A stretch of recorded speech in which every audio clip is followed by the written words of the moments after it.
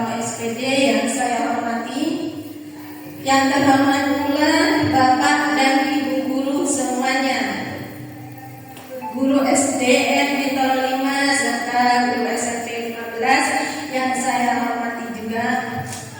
Sebelumnya, guru tanya, bagaimana kabarnya kalian semuanya? Alhamdulillah, luar biasa, badan sehat, pikiran sehat, ekonomi sehat, keluarga sehat. Allahu Akbar. Yes, yes, yes. Alhamdulillah. Pertama-tama dan yang paling utama, marilah kita panjatkan puji syukur kehadiran Allah Subhanahu wa taala yang mana pada pagi hari ini kita bisa berkumpul dalam keadaan sehat walafiat. Kedua kalinya selawat serta salam mudah-mudahan tetap tercurah limpahkan kepada junjungan kita Nabi besar Muhammad sallallahu alaihi wasallam. Karena beliau telah menuntun kita dari zaman jahiliyah menuju ke zaman yang penuh ilmu seperti saat ini. Selanjutnya saya akan membacakan susunan acara pada pagi hari ini. Yang pertama pembukaan, yang kedua sambutan dari Bapak Kepala Sekolah, yang ketiga penyampaian informasi, yang keempat diskusi atau penyelesaian kasus, yang kelima penutup atau doa. Baik, untuk acara yang pertama saya minta kepada Bapak Sugadi untuk pembukaan dengan berdoa agar acara pada pagi hari ini berjalan dengan lancar. Mohon.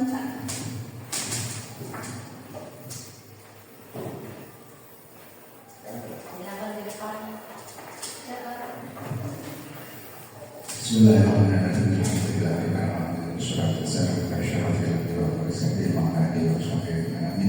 Hamdi wa khairin amma wa ilkabi wa masjidi ya rabbana alhamdulillah wa billahi wa biqa'im subhan.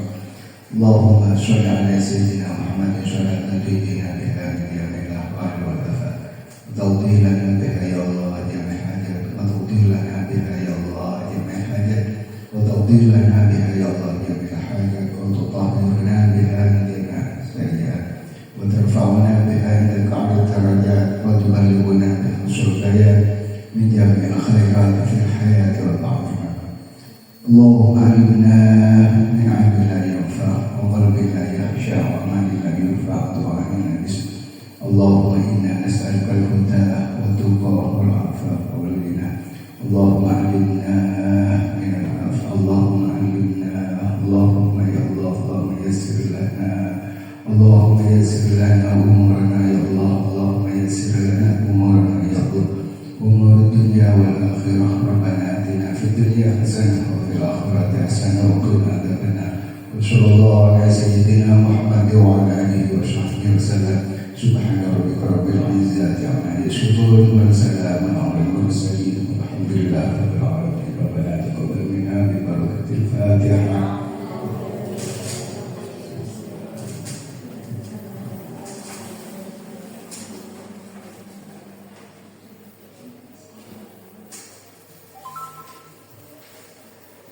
Disampaikan terima kasih. Untuk acara yang kedua yaitu sambutan. Sambutan ini akan disampaikan oleh Bapak Kepala Sekolah SDN Bintoro 5. Kepadanya kami haturkan.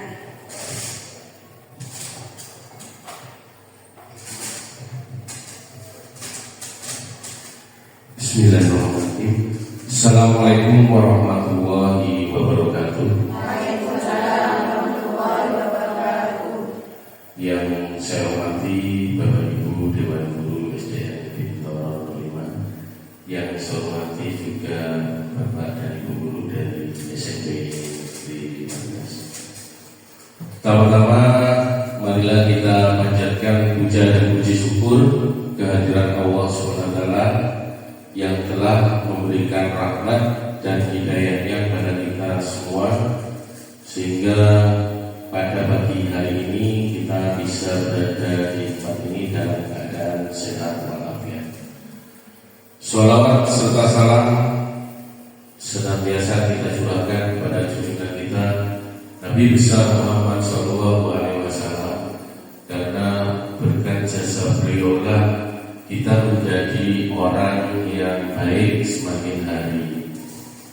Bapak Ibu hadirin yang saya hormati, terima kasih saya ucapkan atas kehadirannya dalam kegiatan pagi ini, yaitu diseminasi budaya positif, yang dimana rekan guru kita yaitu Ibu Muzayana SPD, beliau sedang melaksanakan program pendidikan guru penggerak angkatan 11 di kelas 227A. Mudah-mudahan kegiatan diseminasi ini dapat berjalan dengan baik dan lancar, sehingga dari hasil kegiatan atau informasi yang sudah disampaikan beliau bisa bermanfaat buat kita semua, sehingga itu bisa menjadi pemicu atau penyemangat buat kita semua dalam setiap kesempatan atau kegiatan, bisa menularkan ilmu-ilmu yang telah beliau peroleh selama mengikuti pendidikan guru penggerak ini. Jadi kegiatan diseminasi ini adalah kegiatan penyampaian informasi atau kegiatan yang harus beliau sampaikan kepada kita semua untuk kita bisa belajar bersama. Mudah-mudahan kegiatan ini berjalan dengan baik dan lancar. Mungkin itu yang bisa saya sampaikan, kurang lebihnya saya mohon maaf. Saya akhiri, wabillahi taufiq wal hidayah. Assalamualaikum warahmatullahi wabarakatuh. Baik, terima kasih atas sambutannya yang disampaikan oleh Bapak Kepala Sekolah. Selanjutnya yaitu penyampaian informasi. Namun sebelumnya perkenalkan dulu, nama saya Muzayana, calon guru penggerak angkatan 11 kelompok 227A dari SDN Bintang 5. Sebelumnya mari kita tenangkan pikiran sejenak, tarik nafas. Pikirkan hal-hal yang menyenangkan, lalu hempaskan pikiran yang negatif. Baik, terima kasih. Sudah tenang? Alhamdulillah. Kalau sudah tenang, sekarang saya mulai. Tujuan dari kegiatan ini yaitu menyebarkan informasi dan pengetahuan secara efektif kepada kelompok tertentu ataupun masyarakat dengan cara yang mudah dipahami atau relevan dengan kebutuhan mereka. Jadi jelas tujuannya untuk menyampaikan informasi. Mohon maaf Bapak dan Ibu guru semuanya, ya. Di sini bukan saya bermaksud menggurui atau mengajar Bapak Ibu guru sekalian. Mungkin saya kurang layak dan kurang pantas, tetapi intinya menyampaikan informasi yang sudah saya dapatkan, seperti itu. Namun sebelum acara kita lanjutkan, ini ada kesepakatan forum diseminasi. Salah satu contohnya ini ya, menghargai pendapat semua orang. Sekarang kita buat kesepakatan. Ya, kesepakatan ini misalkan itu menghargai pendapat semua orang. Kira-kira ada kesepakatan yang kita buat lagi seperti apa? Monggo Bapak Ibu dulu. Yang pertama, menghargai pendapat semua orang. Saling menghormati. Baik, saling menghormati. Lanjut lagi, ya. Dalam forum diseminasi ini kita saling menghormati. Disiplin waktu, baik. Disiplin waktu, tidak boleh mengurangi waktu, gitu ya Bu. Nah, melebihi tidak apa-apa ya Bu. Bonusnya. Selanjutnya apa lagi Bapak Ibu? Tidak membuat kegaduhan. Oke. Tidak membuat kegaduhan dalam acara ini. Mungkin ada lagi masukan? Berkata sopan jika bertanya. Berarti ini bisa diartikan jika bertanya angkat tangan terlebih dahulu, seperti itu ya Bapak Ibu. Baik, itu kesepakatan yang telah kita buat. Yang pertama, saling menghormati, disiplin waktu, tidak membuat kegaduhan, berkata sopan jika bertanya. Baik, selanjutnya. Nah, budaya positif. Apa itu budaya positif Bapak dan Ibu guru? Coba pikirkan, kira-kira itu apa? Angkat tangan yang bisa menjawab. Karena di sini bukan saya mengajar, tetapi menyampaikan informasi, seperti itu Bapak Ibu guru. Budaya positif.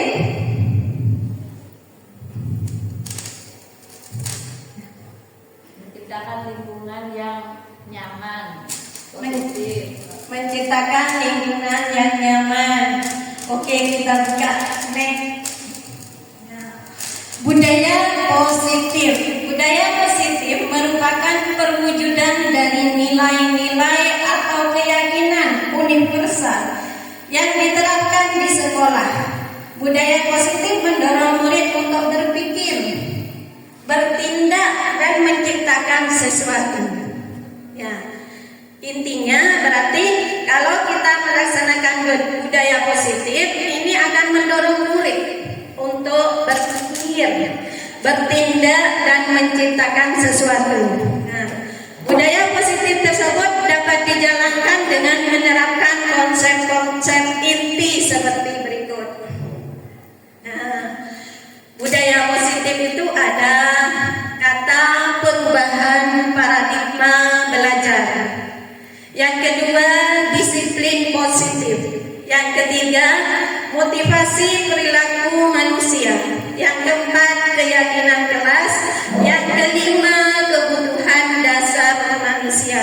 Yang keenam, posisi kontrol restitusi. Yang ketujuh, segitiga restitusi. Nah, baik, kita bahas satu persatu ya. Perubahan paradigma belajar. Ada 6 karakter dalam profil pelajar Pancasila.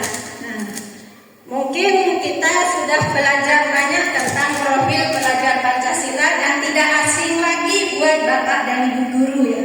Nah, profil pelajar Pancasila merupakan ciri karakter dan kompetensi yang diharapkan untuk diraih oleh peserta didik yang didasarkan pada nilai-nilai luhur Pancasila.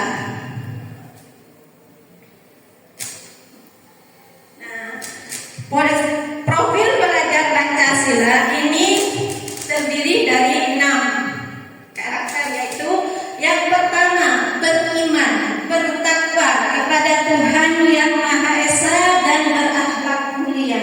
Nah, beriman, harapannya kita semua terhadap anak didik kita menjadi anak yang beriman, bertakwa kepada Tuhan Yang Maha Esa serta berakhlak mulia. Nah, jadi harapan Bapak dan Ibu guru ini besar terhadap anak didik kita. Nah, yang kedua, mandiri. Mandiri di sini bisa melakukan sesuatu dengan sendirinya, ya, sesuai dengan hati nurani, tetapi masih dalam konteks, masih dalam aturan, seperti itu. Yang ketiga, mampu bergotong royong, bekerja sama. Nah, di dalam kelas di sini sudah di dalam sekolah gotong royong itu sering dilakukan. Misalkan dalam sekolah, dalam kelas ada kegiatan piket.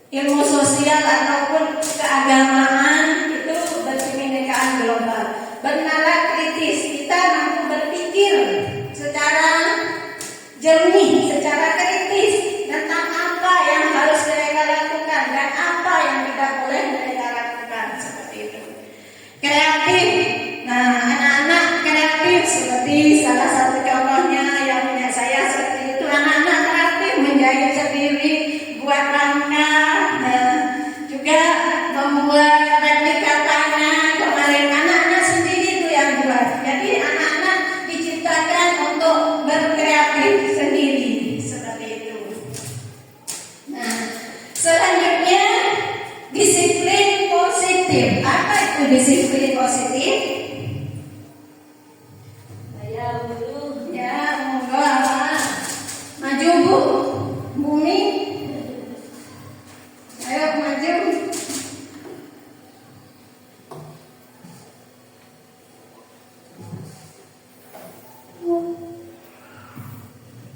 Kata disiplin sebenarnya itu adalah aturan.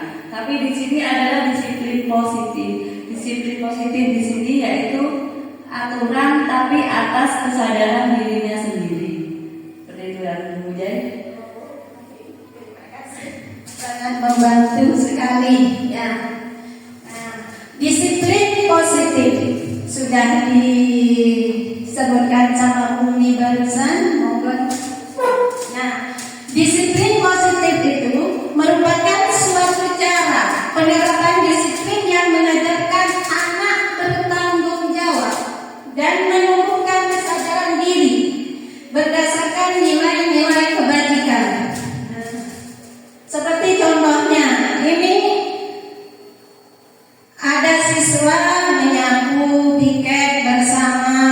Nah, ini merasa apa? Tanggung jawabnya mereka. Jadi dia melakukan dengan kesadaran diri tanpa adanya paksa. Oh iya, hari ini piketannya saya, berarti saya harus piket seperti itu. Saya harus menyapu, saya harus membersihkan kelas. Jadi dengan kesadarannya sendiri. Jadi untuk disiplin positif ini mengharapkan kesadarannya diri sendiri, namun tidak luput dari tuntunan ya Bapak dan Ibu guru sekalian. Selanjutnya, disiplin positif. Disiplin positif lebih ke arah disiplin diri yang dapat mengontrol diri dalam melakukan segala tindakan.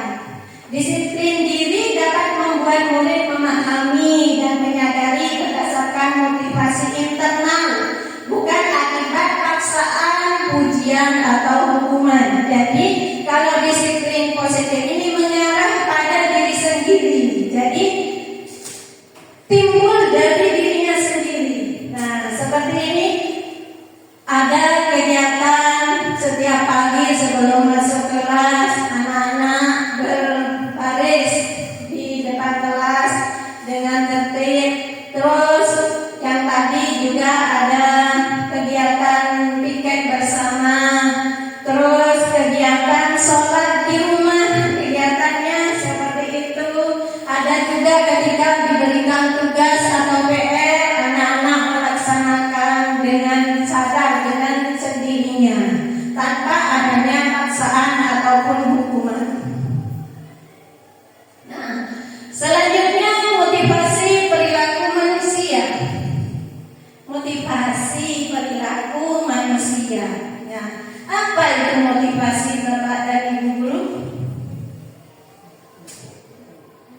Motivasi itu semangat. Nah, sesuai dengan emoji yang saya cantumkan di sini, kira-kira sudah bisa ditebakkan ya. Motivasi itu dorongan, ya, atau memberi semangat. Nah, oke, next. 3 motivasi perilaku manusia. Yang pertama, untuk menghindari ketidaknyamanan atau hukuman. Nah, motivasi itu ada 3 perilaku manusia, yaitu yang pertama untuk menghindari ketidaknyamanan atau hukuman. Nah, contohnya seperti apa? Nah, seperti itu, habis berkarya, ya, habis berkarya anak-anak habis melakukan kegiatan membuat apa di dalam kelas, karena merasa tidak nyaman, ya, merasa tidak nyaman, akhirnya dia membersihkan sendiri kelasnya. Jadi harapannya Bapak dan Ibu guru untuk anak-anak itu seperti itu. Nah, yang kedua untuk mendapatkan penghargaan atau imbalan dari orang lain. Nah, motivasi itu ada yang kedua, untuk mendapatkan penghargaan atau imbalan dari orang lain. Seperti apa misalnya? Seperti apa misalnya? Kalau yang ingin mendapatkan penghargaan atau imbalan dari orang lain, ikut lomba. Oke, dengan semangatnya mengikuti lomba karena yang ingin mendapatkan penghargaan, ingin mendapatkan hadiah, atau dalam pelajaran misalnya karena tidak ingin disaingi oleh temannya, tidak mau disaingi. Saya harus belajar, saya harus semangat agar nilai saya 100, ataupun ada yang agar saya dipuji sama bapak ibu guru. Kadang seperti itu, anak-anak itu macam-macam karakternya kan, seperti itu ya bapak ibu guru. Nah, yang ketiga, untuk menjadi orang yang mereka inginkan dan menghargai diri sendiri dengan nilai-nilai yang mereka percaya. Nah, motivasi, saya ingin mendapatkan kesenangan. Nah, kalau nilai-nilai saya butuh seperti ini, itu tergantung pada dirinya mereka sendiri. Jadi motivasi, saya besok ingin menjadi orang yang sukses misalkan, seperti itu. Nah, selanjutnya yaitu keyakinan kelas. Nah, kita belajar keyakinan kelas tadi, motivasi, disiplin. Nah, keyakinan kelas, apa itu keyakinan kelas Bapak Ibu guru? Keyakinan kelas Bapak Ibu guru? Nah, kesepakatan kelas. Oke, apa lagi? Peraturan. Boleh. Nah, keyakinan kelas atau sekolah. Keyakinan kelas merupakan disiplin positif yang bisa diterapkan dalam membangun budaya positif di sekolah. Keyakinan ini akan membantu murid untuk mengembangkan disiplin diri, karena murid akan belajar mematuhi keyakinan kelas yang telah dibuat sendiri. Misalnya, ini keyakinan kelas kalau saya di kelas 6 sudah saya buat di awal baru masuk ajaran baru. Saya dengan semua siswa kelas 6 ya, saya membuat kesepakatan aturan yang diambil dari peraturan sekolah. Nah, kesepakatan terakhir menuntut nilai-nilai positif akan berujung pada keyakinan kelas. Keyakinan kelas merupakan kesempatan kelas yang diyakini bersama oleh guru dan murid selama proses pembelajaran. Jadi sebelum kegiatan pembelajaran kadang juga dibuat seperti mungkin bisa sampai sama dengan yang tadi yang sudah kita buat kesepakatan seperti itu. Nah, anak-anak aktif di sini. Jadi bukan hanya Bapak Ibu guru yang membuat keyakinan kelas, tetapi ini atas dasar siswa juga, dari semua siswa. Baru setelah dibuat, disepakati dan dijadikan menjadi keyakinan kelas seperti itu. Nah, keyakinan kelas atau sekolah yang saya buat itu, keyakinan sekolah atau kelas berupa pernyataan universal yang mudah diingat dan dipahami dan harus diterapkan di lingkungan sekolah. Seperti ini keyakinan kelas yang saya lakukan di kelas 6, yaitu kita bersikap baik dan jujur. Jadi kalau sudah punya keyakinan kelas seperti itu, anak-anak yang mau berbuat bohong itu merasa takut kadang. Nah, terus yang kedua, kita saling mendengarkan pendapat orang lain. Jadi kalau di dalam kelas semua siswa itu misalkan ada diskusi atau apa, saling mendengarkan pendapat orang lain. Kita belajar dan bermain dengan aman. Nah, kita belajar dan bermain dengan aman. Jadi tidak harus dipaksakan sekarang, tidak harus dihukum anak-anak. Kalau sudah punya keyakinan kelas, dia akan melakukan sesuai keyakinan kelas. Selanjutnya kita saling menghormati sesama teman, bapak dan ibu guru juga seperti itu. Nah,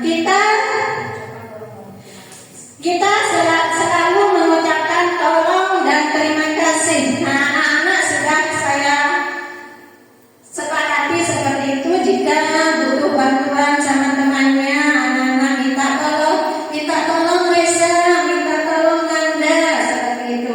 Nah, setelah ditolong atau diberi pinjaman apa, anak-anak mengucapkan terima kasih. Nah, selanjutnya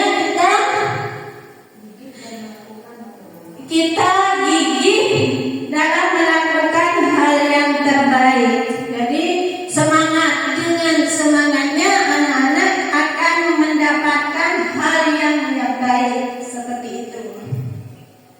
Oke, nah biar tidak capek ya Bapak dan Ibu guru, mulai tadi Ibu guru yang menyampaikan informasi di depan, yuk sekarang ice breaking dulu sebentar. Mohon Bapak dan Ibu guru untuk berdiri semuanya.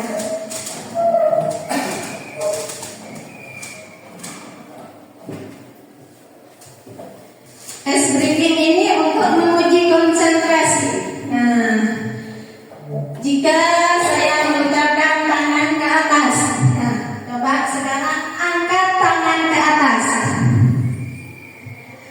Tangan ke samping, tangan ke depan. Oke, sekarang saya uji dengan benar. Ya, konsentrasi. Ya. Nah, sekarang tadi Bu Guru udah angkat tangan sendiri ya. Ya, sekarang angkat tangan ke atas, tangan ke samping, tangan ke depan. Oke, gampang ya, mudah. Nah, sekarang Bu Guru minta angkat tangan ke samping. Ayo, angkat tangan ke samping. Ya. Konsentrasi. Ya. Sekarang angkat tangan ke depan. Oke, baik sekali. Konsentrasi, masih siap untuk melanjutkan materi. Nah, sekarang konsentrasi.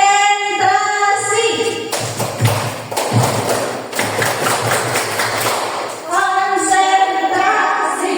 Siap. Konsentrasi. Oke, sekarang angkat tangan ke atas lagi. Angkat tangan ke atas. Gak usah takut. Angkat tangan ke atas. Putar, putar, putar, putar. Stop. Putar, putar, putar. Stop. Stop, stop, stop. Stop, stop, stop. Ayo, konsentrasi.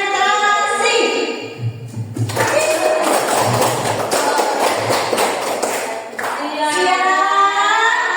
Konsentrasi. Angkat tangan ke atas lagi.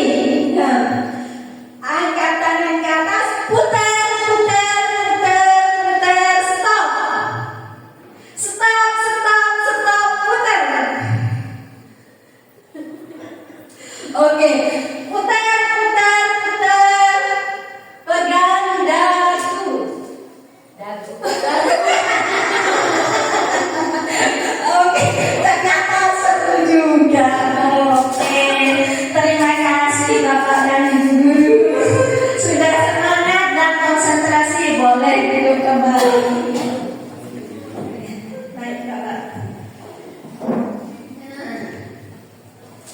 Masih semangat dan konsentrasi? Ayo Bapak semangat dulu.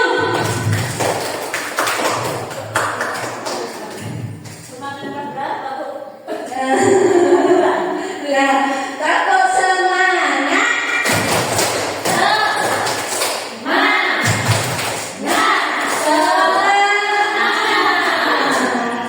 alhamdulillah. Oke, saya lanjutkan. Nah, selanjutnya yaitu kebutuhan dasar manusia. Kebutuhan dasar manusia itu apa? Makan,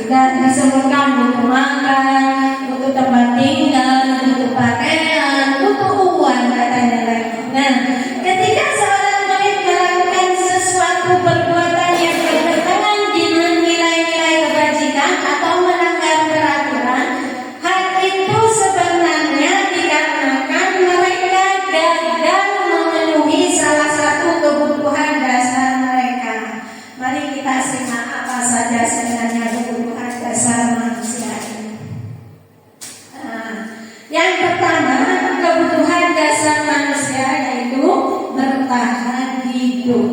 Untuk bertahan hidup berarti kita harus perlu makan. Nah, tak perlu makan. Kalau perlu makan otomatis perlu uang. Ya. Kebutuhan bertahan hidup berarti kita butuh memang ya bertahan hidup ya. Otomatis butuh makan, misalkan butuh tempat tinggal, yang nyaman. Ya, meskipun sudah bisa makan tetapi tidak punya tempat tinggal atau bisa bertahan hidup. Kita hidup di misalkan masih hidup di laut terus-terusan seperti itu kan ya. Nah, yang kedua kasih sayang. Nah, kasih sayang ini sangat mendasar ya. Kebutuhan yang sangat dibutuhkan oleh manusia. Yang ketiga penguasaan. Yang keempat kebebasan. Yang kelima kesenangan. Nah, dari 5 kebutuhan dasar manusia ini yang paling utama apa? Yang paling kalian butuhkan Bapak Ibu guru? Uang. Kembali lagi kepada uang. Oh, ini tidak bisa dipungkiri dan tidak bisa dibohongi. Memang butuh, sama-sama butuh ya. Anggap saja itu kebutuhan dasar manusia sudah. Nah, baik Bu. Ya, nah, di sini ada studi kasus. Nah, kemarin Ibu Musaidah wali kelas 6 SDN Bintaro 5 menemukan salah satu siswanya yang bernama Amanda. Pada saat jam pelajaran siswa tersebut makan-makan di dalam kelas. Jika Anda sebagai menghadapi kasus seperti ini sebagai Ibu Musaidah bagaimana kalau melihat ada siswanya di dalam kelas makan-makan waktu jam pelajaran? Nah, kira-kira menurut Anda apa alasan Amanda melakukan seperti itu? Ayo, kira-kira kalau seperti itu menemukan kasus seperti itu Bapak Ibu guru diapakan Amanda? Iya, berdiri Bu. Iya. Kasusnya ini Amanda makan-makan ya. Iya, kalau saya bukan anak saya makan, ya anak murid saya makan, saya tanyakan dulu, kamu sarapan Amanda? Itu baru kan tahu alasannya. Kalau misalnya enggak Bu, saya tidak sarapan, ya saya berikan potong lah. Ya,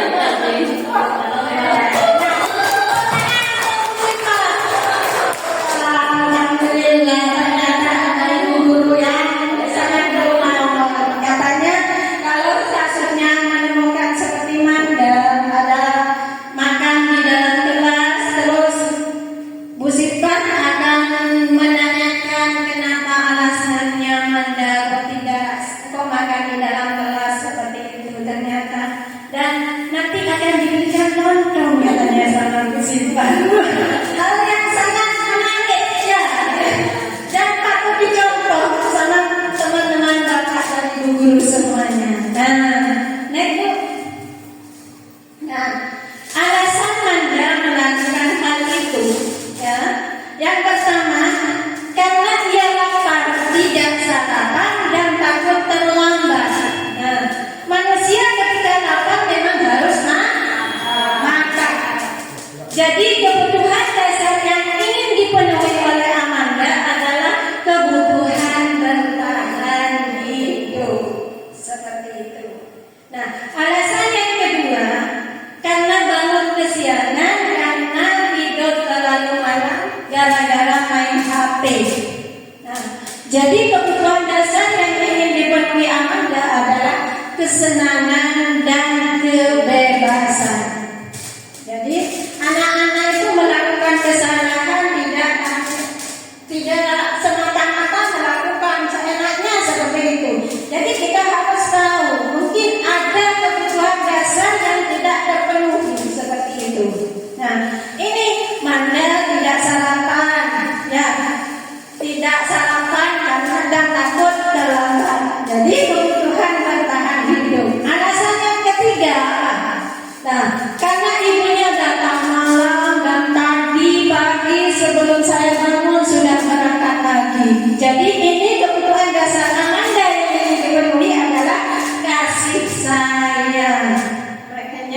saya, Bapak dan Ibu guru sekalian sebagai orang tua tentunya di rumah, ya juga di sekolah sebagai orang tua dari anak-anak didik kita, kita harus tahu kebutuhan dasar apa yang mereka butuhkan ketika anak itu melakukan kesalahan seperti itu.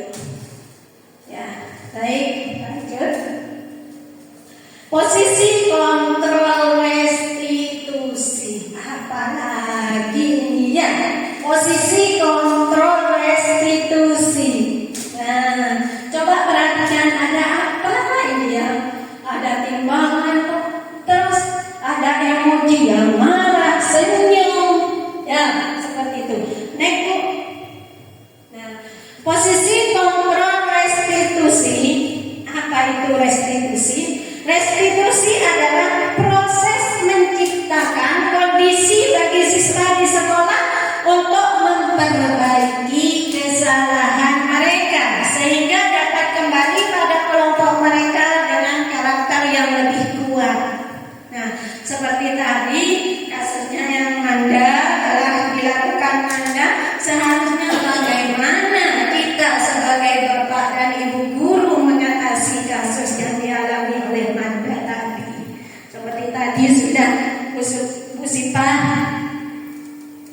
sampaikan sedikit, yaitu katanya menanyakan dulu alasannya. Oke, baik. Selanjutnya, nah, posisi kontrol restitusi itu ada 5. Yang satu sebagai penghukum, guru sebagai penghukum. Yang kedua, guru sebagai pembuat merasa bersalah.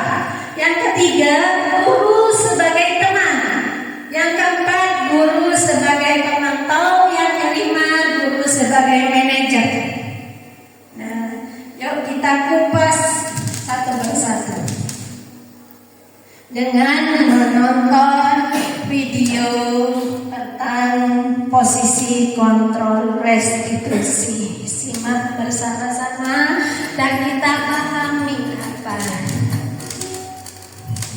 Salam bahagia Ibu dan Bapak guru hebat. Dalam penerapan disiplin positif restitusi, salah satu program yang dikembangkan adalah 5 posisi kontrol.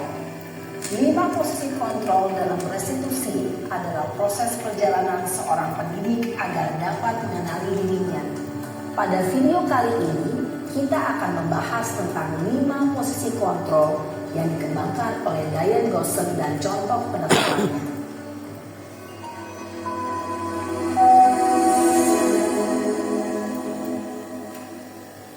Lima posisi kontrol itu adalah 1. Posisi penghukum. 2. Posisi pembuat merasa bersalah. 3. Posisi teman. 4. Posisi pemantau atau monitor. Dan 5. Posisi manajer. Untuk lebih memahami kelima posisi tersebut, mari kita saksikan kasus Naren yang terlambat hadir 20 menit di sekolah dan melihat bagaimana kelima posisi kontrol dalam menghadapi masalah tersebut.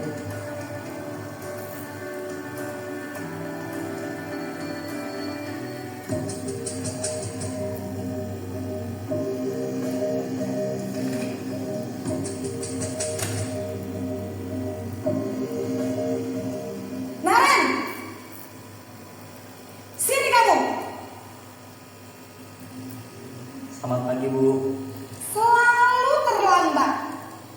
Kamu deh, pasti terlambat. Maaf, Bu. Saya Apa? Apa coba? Alasan kamu apa lagi? Kapan sih kamu tidak terlambat? Malas sekali ya kamu jadi anak. saya Dasar pemalas. Gak kapok-kapok sih kamu. Sudah berapa kali terlambat?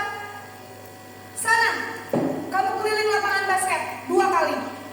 kenapa saya harus keliling lapangan basket, Bu? Kenapa? Kamu melawan ibu. Berani-beraninya jawab. Sudah terlambat, masih berani jawab pula. Sekarang, keliling lapangan basket 5 kali sekalian. Biar kapok. Cepat. Pergi sana ke lapangan basket. Posisi penghukum biasanya berbicara dengan nada tinggi, menghardik, menunjuk-nunjuk, menyakiti, dan menyindir. Hukuman bisa berupa fisik maupun psikis. Ibu dan bapak guru hebat. Dampak yang terjadi pada murid ketika guru berada pada posisi penghukum adalah murid cenderung akan memberontak, bahkan menyimpan dendam.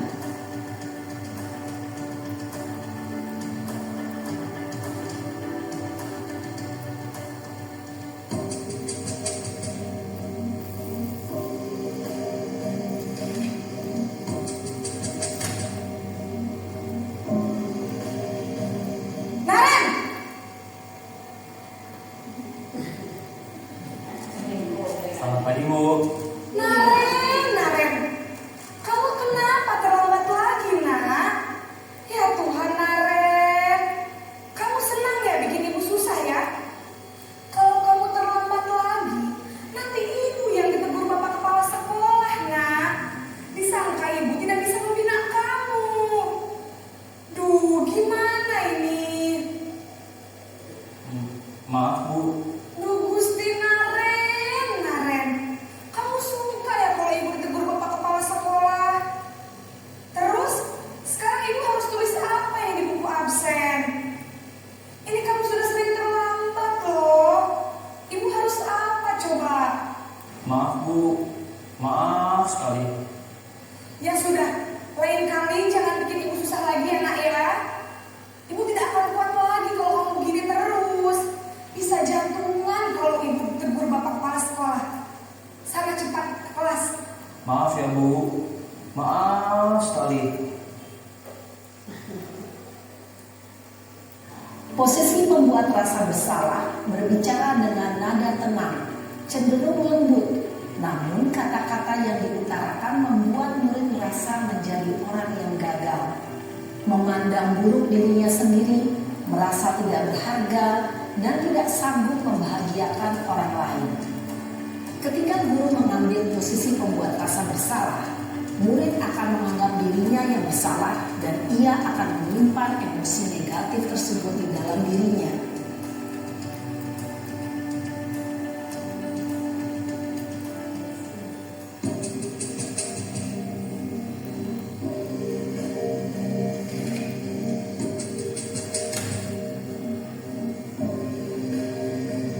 Naren,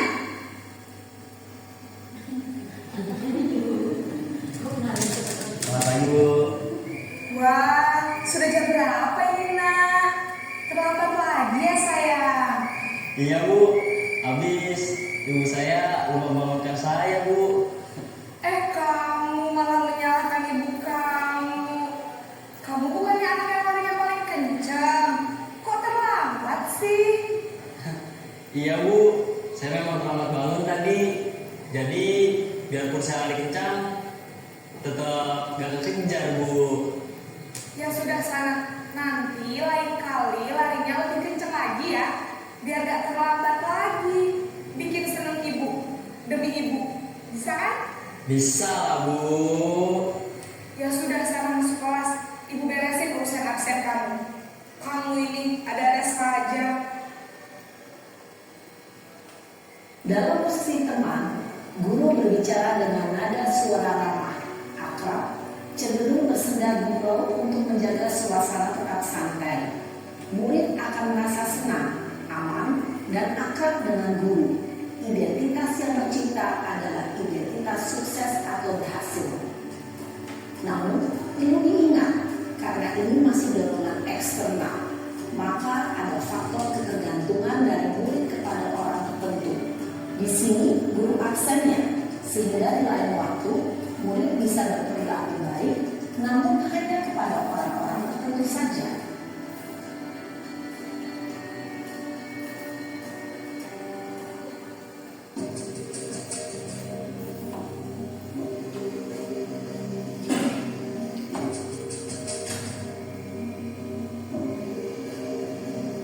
Naren,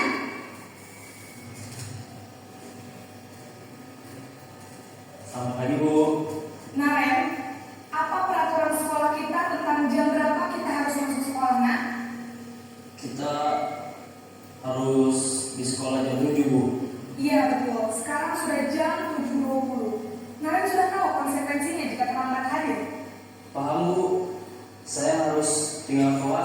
pas jam istirahat selama 20 menit.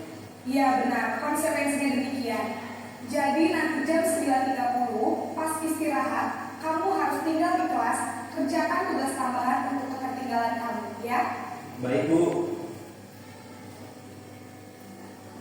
Posisi pemantau mengandalkan penghitungan atau data untuk mengontrol murid.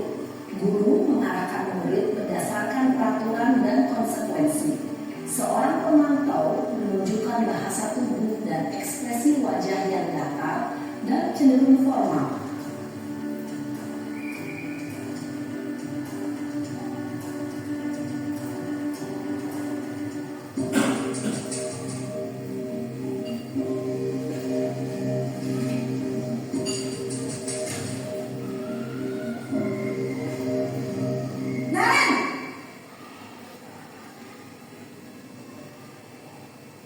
Selamat pagi Bu. Selamat pagi Naren. Maaf Bu, saya terlambat. Iya, sekolah masuknya jam 7, sekarang sudah jam 7.20. Jadi sekarang bagaimana ini Naren? Maaf Bu, saya lupa setel alarm saya semalam. Baiklah, menurut kamu, keyakinan sekolah yang mana yang perlu kamu tingkatkan? Menghargai diri sendiri dan orang lain mungkin ya Bu. Setuju. Jadi, apakah Naren meyakini prinsip saling menghormati tersebut? Iya Bu, saya meyakininya. Apakah Naren bersedia memperbaiki masalah keterlambatan ini? Bersedia Bu. Bagaimana kamu akan perbaiki masalah keterlambatan ini? Saya akan coba untuk tidak lupa menyetel alarm saya Bu. Baik, kalau Naren mau menyetel alarm di rumah, ada orang yang kira-kira bisa bantu mengingatkan tidak? Ada Bu, kata saya, Kak Emma. Ada lagi selain Kak Emma? Selain Kak Emma, ada ibu saya. Baik, jadi yang mengingatkan Naren adalah Kak Emma dan ibu kamu ya? Kira-kira akan mulai alarm kapan nih Naren? Setelah pulang sekolah, akan segera saya lakukan. Baik, jadi Naren akan setel alarm untuk bangun besok pagi dan akan diingatkan oleh kakak dan ibu dan Naren ya. Ada lagi yang mungkin perlu dilakukan Naren agar tidak terlambat bangun lagi? Tidak ada Bu. Baik Naren, terima kasih untuk kerjasama kamu. Sekarang kamu perlu kembali ke kelas untuk belajar. Baik Bu, terima kasih. Posisi manajer adalah posisi kontrol yang disarankan untuk membimbing murid memiliki sikap disiplin yang positif, yaitu murid yang mandiri, bertanggung jawab, dan dapat memecahkan masalah. Tujuan dari posisi ini adalah agar murid dapat berefleksi atas tindakannya. Guru akan dengan tulus memberikan pertanyaan-pertanyaan bermakna, sehingga membuat murid dapat belajar dari kesalahannya dan mencari sebuah solusi untuk menyelesaikannya. Ibu dan bapak guru hebat, setelah mengamati adegan kelima posisi kontrol tadi, kira-kira posisi mana yang paling ideal? Posisi mana yang dapat menunjang motivasi intrinsik murid? Ya, tentu posisi manajer. Posisi ini memang posisi ideal yang ingin dituju setiap pendidik. Pada posisi inilah, guru dapat menerapkan disiplin positif yang berpihak pada murid, yang memerdekakan murid. Perjalanan seorang pendidik tentunya tidak mudah untuk sampai pada posisi seorang manajer. Namun, tujuan kita pasti, yaitu menciptakan murid-murid yang mandiri, merdeka, dan bertanggung jawab.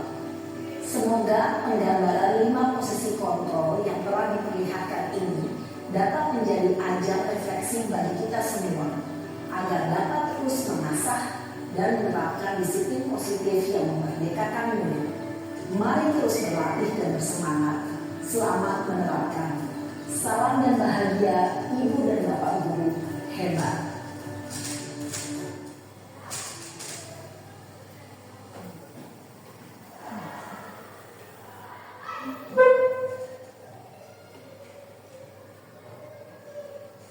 Baik, terima kasih sudah kita tonton barusan tentang 5 posisi kontrol restitusi menurut Bapak dan Ibu guru yang paling baik baik yang mana posisi manajer. Ya, tadi saya menonton ada penghukum, ada sebagai teman, ada sebagai pemantau, dan yang paling baik adalah sebagai manajer. Nah, di antara kelima posisi kontrol tersebut, sebaiknya seorang guru menggunakan posisi kontrol sebagai manajer. Sebagai manajer, guru dapat berbuat sesuatu bersama murid, mempersilahkan murid bertanggung jawab dan mendukung murid agar dapat menemukan solusi. Nah, selain itu, posisi manajer mengacu pada restitusi yang dapat menjadikan murid sebagai manajer bagi dirinya sendiri, sehingga dapat tercipta identitas positif pada diri murid. Selanjutnya, segitiga restitusi. Nah, segitiga restitusi ini untuk mengontrol kesalahan murid dengan cara apa? Menstabilkan identitas. Yang kedua, validasi tindakan yang salah. Yang ketiga, menanyakan keyakinan. Nah, menstabilkan identitas di sini dilakukan berdasarkan prinsip bahwa membuat kesalahan adalah bagian dari proses pembelajaran yang nantinya akan berubah menjadi identitas gagal menjadi identitas sukses. Salah satu contohnya seperti ini. Berbuat salah itu hal yang manusiawi, ya. Kita pasti bisa menyelesaikan masalah ini kok. Tidak ada manusia yang sempurna, pasti manusia berbuat salah seperti itu. Nah, yang kedua, validasi tindakan. Validasi tindakan yang salah dilakukan berdasarkan prinsip bahwa setiap perilaku berupaya memenuhi kebutuhan tertentu, sehingga guru atau orang tua akan bergeser dari pemikiran stimulus respon menjadi proaktif, sehingga akan lebih memahami akan kebutuhan murid atau anak. Salah satu contohnya kita bisa melakukan dengan cara seperti ini. Kamu pasti punya alasan kenapa melakukan hal ini. Nah, yang kedua, apa yang terpenting bagi kamu. Yang ketiga, maukah kamu melakukan dengan cara yang lain untuk memenuhi kebutuhan ini. Nah, kita tanyakan seperti itu pada anak didik kita nantinya, seperti itu. Yang ketiga, menanyakan keyakinan. Menanyakan keyakinan dilakukan dengan memberikan pertanyaan-pertanyaan bermakna kepada murid untuk memunculkan motivasi secara intrinsik, sehingga mampu mengaitkan keyakinannya dengan tindakan yang salah. Seperti tadi yang sudah dibuat keyakinan, misalkan seperti Manda yang melakukan kesalahan, apakah perbuatan Manda itu sesuai apa enggak dengan keyakinan? Kita tanyakan seperti itu. Nah, ternyata Manda menyadari tidak sesuai karena tidak boleh makan di dalam kelas waktu jam pelajaran. Nah, nilai-nilai keyakinan apa saja yang telah kita sepakati? Misalkan anak-anak harus hafal keyakinan apa yang sudah dibuat, kesepakatan apa yang sudah dibuat sebelum kita melakukan kegiatan pembelajaran, seperti itu. Yang kedua, kelas yang ideal itu yang seperti apa? Nah, kita tanyakan seperti itu. Kamu ingin menjadi anak yang seperti apa? Nah, yang keempat, apa yang kamu rasakan ketika kamu melakukan seperti itu? Masih banyak pertanyaan yang lain yang sekiranya mengarah kepada keyakinan peserta didik.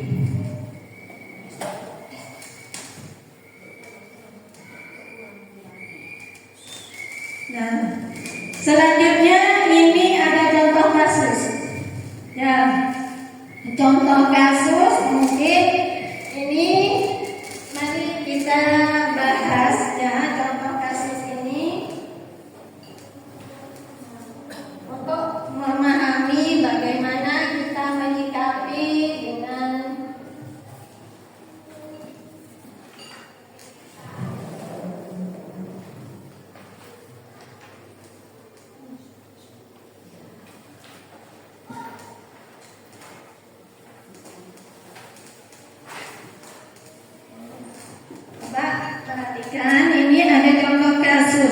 kasus 1. Nah, ini ada kasus Sabrina hari itu bangun terlambat dan terburu-buru sampai di sekolah. Dia pun akhirnya sampai di gerbang sekolah, tapi baru menyadari kalau tidak menggunakan sepatu hitam seperti tertera di peraturan sekolah. Di depan pintu kelas, Bapak Lukman memperhatikan sepatu Sabrina yang berwarna coklat. Sabrina berusaha menjelaskan bahwa dia terburu-buru dan salah mengenakan sepatu. Pak Lukman menanyakan Sabrina, apa peraturan sekolah tentang seragam warna sepatu? Sabrina menjawab, sudah mengetahui sepatu harus berwarna hitam, namun terburu-buru dan salah mengenakan sepatu. Selain tidak mungkin kembali pulang karena rumahnya jauh sekali, Pak Lukman tetap bersikeras pada peraturan yang berlaku dan mengatakan, ya sudah, kamu sudah melanggar peraturan sekolah. Kamu salah, sudah terlambat, salah pula warna sepatunya. Segera buka sepatumu kalau tidak bisa mengenakan warna sepatu sesuai peraturan. Sabrina meminta maaf dan memohon kembali kepada Pak Lukman agar tetap dapat mengenakan sepatunya dan berjanji tidak akan mengulang kesalahannya. Namun Pak Lukman tidak mau tahu. Tidak, kamu telah melanggar peraturan sekolah. Kalau tidak sanggup ambil sepatu di rumah atau diantarkan sepatu ke sekolah, ya sudah, kamu tidak bersepatu saja seharian di sekolah. Sekarang copot sepatumu dan silakan belajar tanpa sepatu seharian. Sabrina pun dengan berat hati mencopot sepatunya dan memberikannya kepada Pak Lukman. Seharian dia tidak berani berkeliling sekolah karena malu dan lebih banyak berdiam diri di kelas tanpa alas sepatu.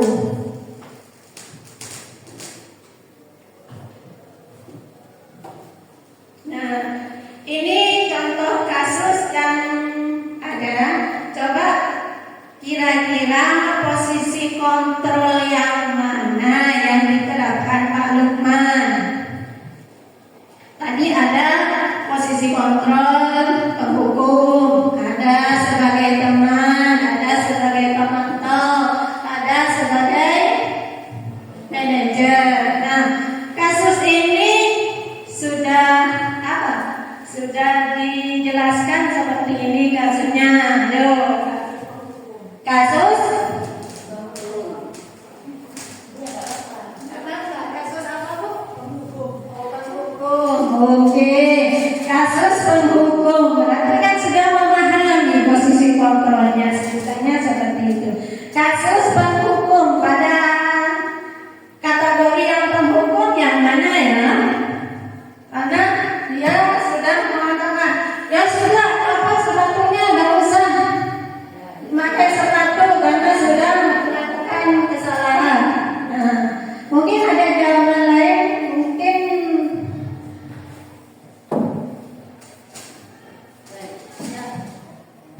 monggo musikan.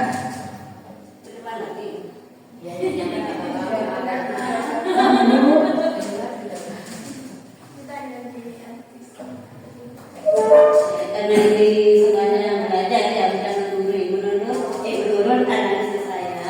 Ini memang kasusnya yang Pak Lukman ini menghukum dari ya kalau sebenarnya nggak bisa baca ini. Jadi yang bilang ini ya sudah buka kamunya atau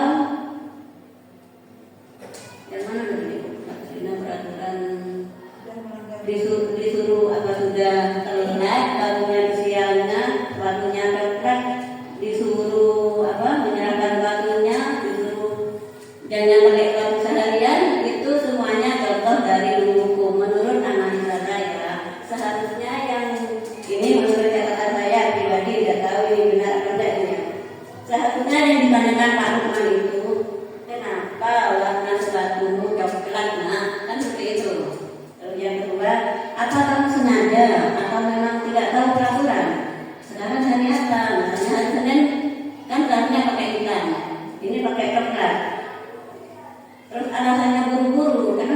gambarnya Ciana, apa yang dilakukan teman-teman, katanya seperti itu. Dan yang keempat, mengapa bisa kalah beli sepatu? Apa sepatu banyak atau memang punya satu-satunya? Kan seperti itu seharusnya. Kan ya Bapak Ibu? Ya. Kalau yang diterapkan Bapak Ibu itu yang mana? Seandainya Bapak Ibu mempunyai kasus seperti ini, apa akan marah? Ini tidak tahu, kelasnya kita pakai coklat atau seperti itu? Ya. Ini apa yang akan dilakukan? Misalnya tanya apa yang akan dilakukan Sabrina untuk memperbaiki kesalahannya, kan seperti itu kan? Misalnya Sabrina bisa berjanji Pak, oh iya Pak, saya tidak mau pakai sepatu hitam, kan seperti itu. Mungkin itu dari analisis saya, dilanjutkannya mohon maaf dan dilakukan teman-teman.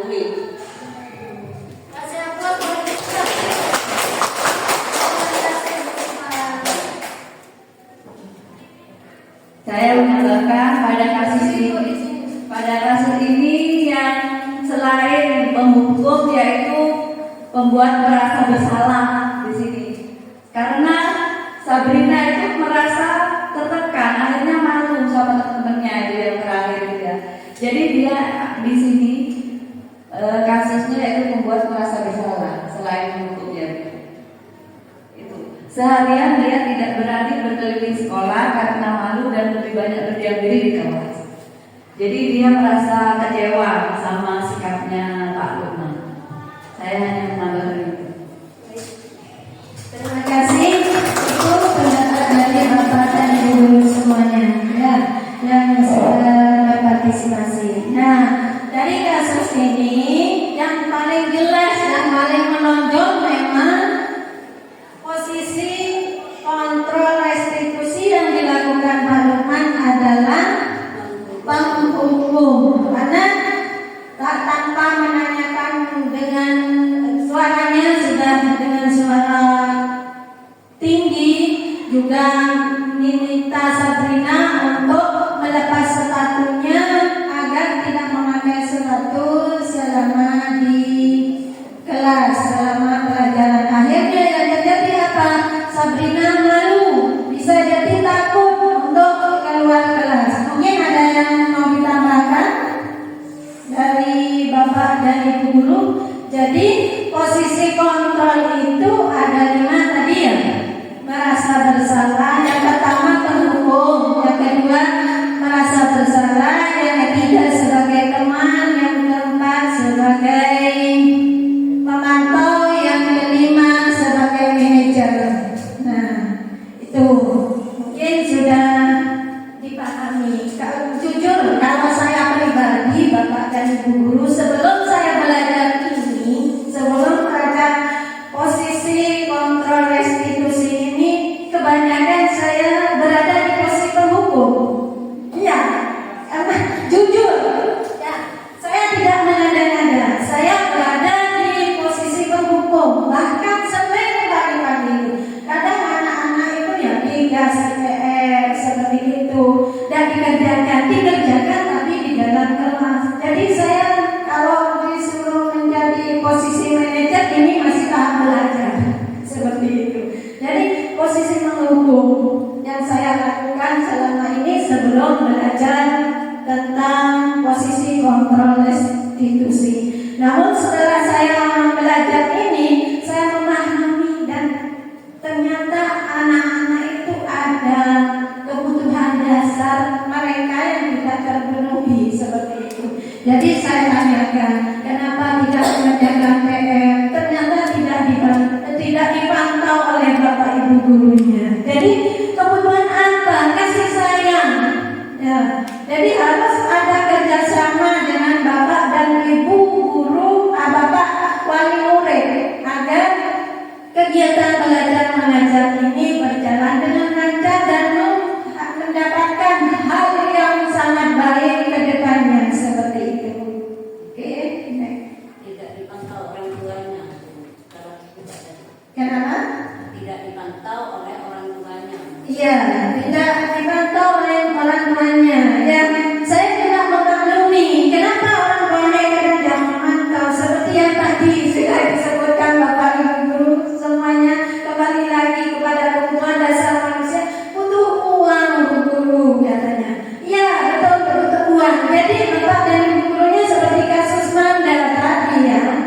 berasa harapan karena takut telat. Akhirnya maka di dalam keluarga setelah ditanya lagi ternyata bapak dan ibunya pulang malam pergi pagi sebelum anaknya bangun sudah pergi, seperti itu.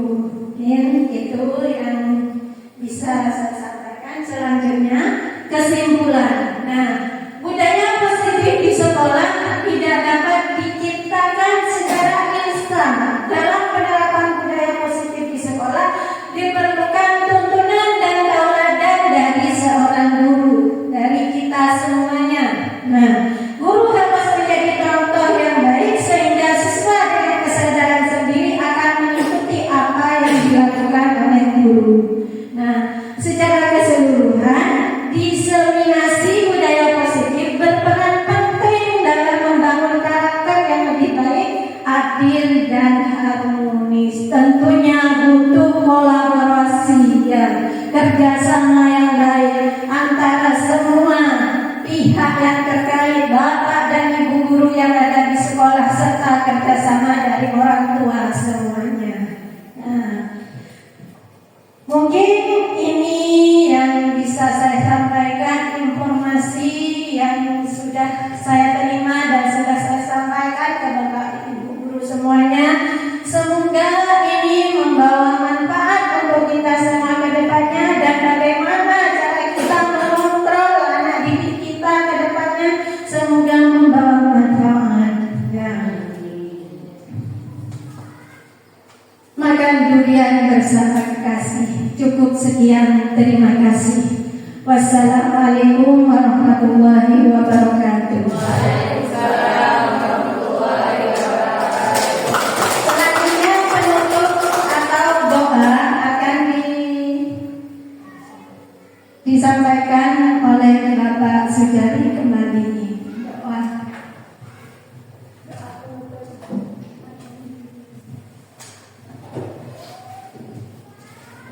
Bismillahirrahmanirrahim. Wassalatu wassalamu ala asyrafil anbiya'i wal mursalin wa ala alihi wa sahbihi ajma'in. Hamdul wa fi'lan wa yukatil mazid ya rabbana rahmatu wa yarhamuna ya rabbi wa rahmatullahi. Allahumma inna na'udzubika min ilmin la yanfa'u wa ilmin la yashfa'u wa amalin la yurfa'u wa du'a'in la yusma'. Rabbana atina min ladunka rahmatan wa hayyi lana min amrina rashada. Wal habibul ladzi turja syafa'atuhu li kulli hawlin min al-ahwal muqtamin. Ya Rabbi Mustafa Bayu maqasidana wa fil lana ma madaya wa zakarani. Rabbana atina fid dunya hasanah wa fil akhirati hasanah wa qina adzabannar. Sallallahu ala sayyidina Muhammad wa ala alihi wa sahbihi wasallam. Alhamdulillahi rabbil alamin. Rabbana taqabbal minna bi barakatil Fatihah.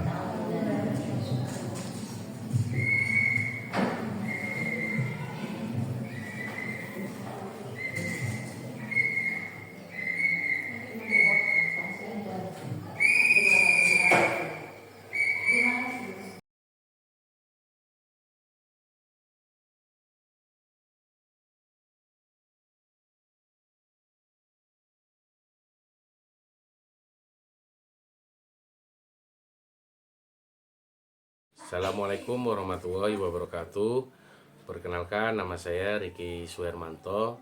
Saya selaku Kepala Sekolah di SDN Bintoro 05 Kecamatan Patrang.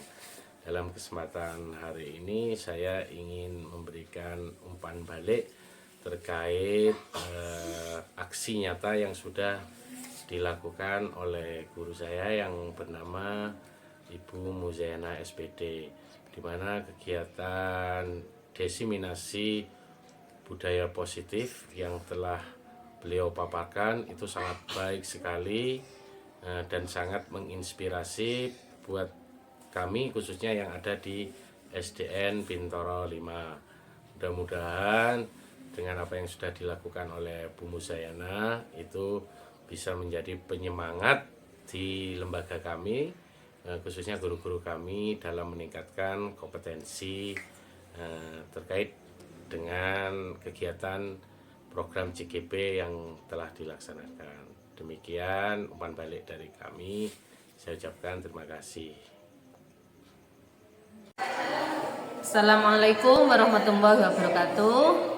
Saya Bu Lisanur Hidayati, guru kelas 3 di SDN Bintoro 05. Setelah saya mengikuti acara diseminasi budaya positif yang disampaikan oleh Bu Muzayana, yang awalnya saya tidak tahu apa itu budaya positif, di sini saya menjadi tertarik untuk mengikuti acara tersebut. Setelah mengikuti acara tersebut itu ternyata budaya positif itu sangat luas sekali dan sangat menginspirasi, khususnya bagi saya yang minim pengetahuan akan hal tersebut. Dalam penyampaian dari Bu Muzayana, materi yang disampaikan sudah runtun dan mudah dipahami. Saya menjadi tertarik untuk mengikuti lebih jauh lagi program yang diikuti oleh Bu Muzayana, dan itu menimbulkan rasa keinginan saya untuk mengikuti jejak Bu Muzayana, yaitu menjadi seorang JGP. Terima kasih.